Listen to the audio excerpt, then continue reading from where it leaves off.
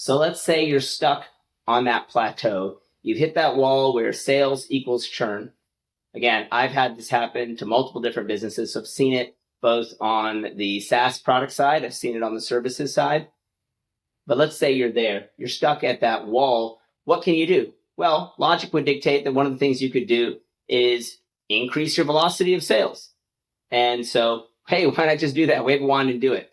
Well, decomposing how you do that, and what goes into that, it's worth noting that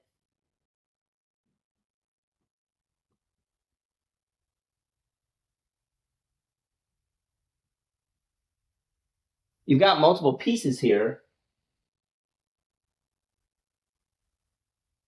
So you've got marketing, of course, and then marketing, in the sort of prototypical flow leads into sales, which leads into customer success and actually delivering against that, or delivering for that new client, whether that's onboarding in the SaaS case and making sure that adoption, or in the service case, it's actually delivering.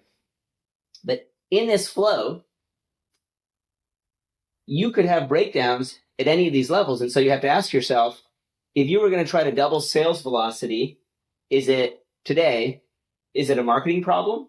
So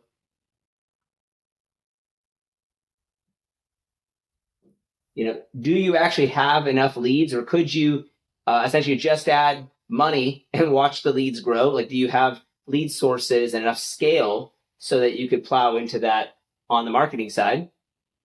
And then let's say you do. Let's say you've actually got the leads.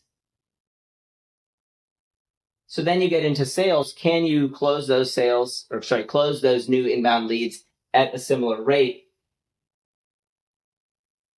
Or just more generally, do you have any velocity issues within your sales organization?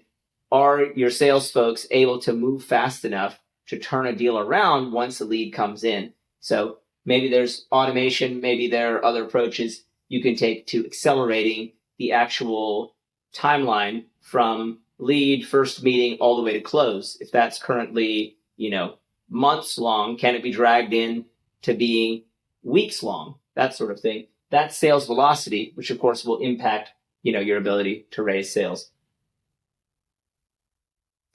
And then lastly, of course, and this bleeds over into churn itself, but customer success,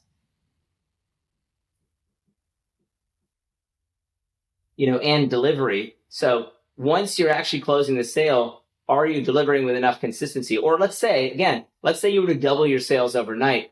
Could your customer success team scale to meet that challenge? Like, do you actually have the pieces in place there? Chances are, if you're at one of these plateaus, it could be any one of these three pieces or multiple that render the sales organization unable to push forward and grab that next rung. But one of the things that I would note here is that if you grab that next rung using a sales-led approach, that's not actually creating your next sort of launch into the next phase of growth.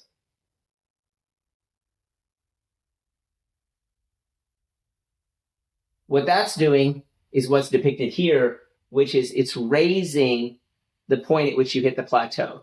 Because instead of, say, 10 sales a month, now you're up to 15 sales a month. So you still haven't kind of, quote unquote, defeated the churn wall. You've just moved it up and delayed its impact.